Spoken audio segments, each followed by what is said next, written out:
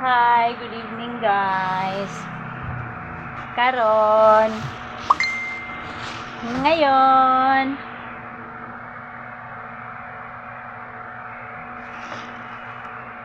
yung sinabi ko sa inyo na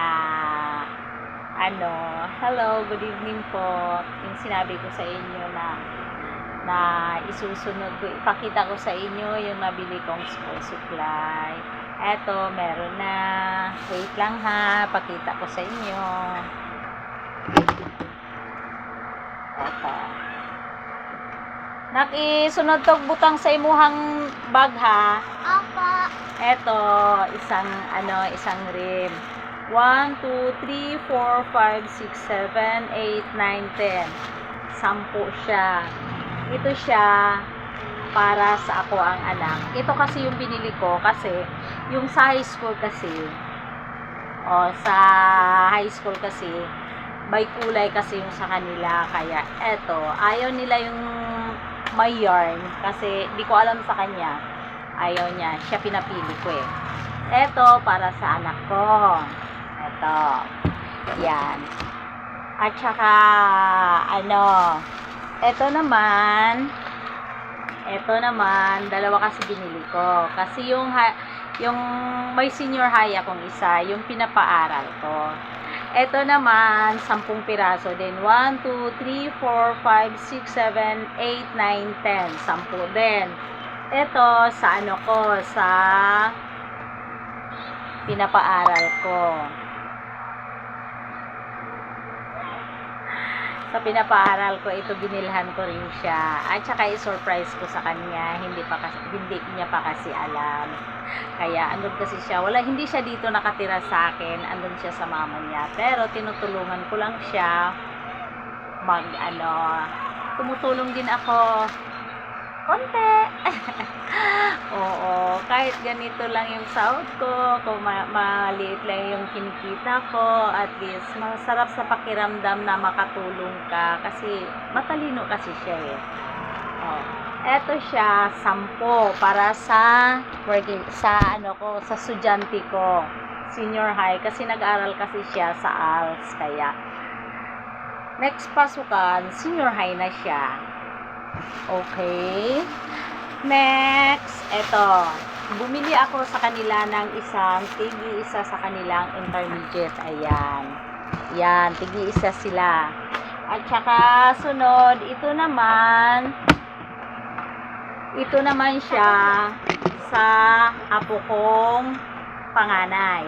Kay Lovely Kate Hanok. Ito, 10 din siya. 1, 2, 3, 4, 5, 6, 7, 8, 9, 10. 10 siya. Pero actually, yung gamit talaga nila is 8 piraso lang. So, na siya? Kasi dapat ito, tig 20 isa. Kakilala ko lang yung binilhan ko kasi kalapit lang kami ng pinagtrabahuan ko. Kakilala ko. Tapos, amo ng anak ko. Eto, 180 lang isang rim, 10 piraso na siya. Ate, ilagay mo siya sa bag. Okay po, mami. Dapat sinabi Tapos, maganda. ito naman, correction tape. Ito, tig-isa sila ng working, estudyante ko, at saka ito naman sa anak ko. Yan, tig-isa sila. Tapos, bumili na rin ako ng isang box na ballpen. Ito kasi, 12 pieces yung laman. So, sabi ko sa anak ko, maghati na lang sila kasi short na sa budget. Yan, eto hati na sila. Yan. At saka eto naman may isa pa. Eto naman kasi kulang kasi yung dyan. Tara ha. Eto naman, wala kang papel na kasi wala silang stocks. Eto naman, bumili din ako grade 1. Ito para din sa apo ko. Yung isang apo ko, kapatid ni Lovely. Kasi, syempre, grade 1 na. Bumili din ako. Ito siya. Grade 1. At saka, yung binili ko kasi, 5 lang siya. Kasi naubusan na sila ng stocks. So, siguro bukas or the other day, dagdagan ko na lang. Okay, so 5 piraso po siya, composition. Writing po siya, writing notebook. O ito, para naman to sa apo ko. At saka, isa. At saka may dalawang, eto, crayons. Kay Lovely at saka sa isa kong apo. Okay. Binilahan ko na siya para unti-unti maano ko na siya. At saka eto, dalawang tig-iisa lang muna.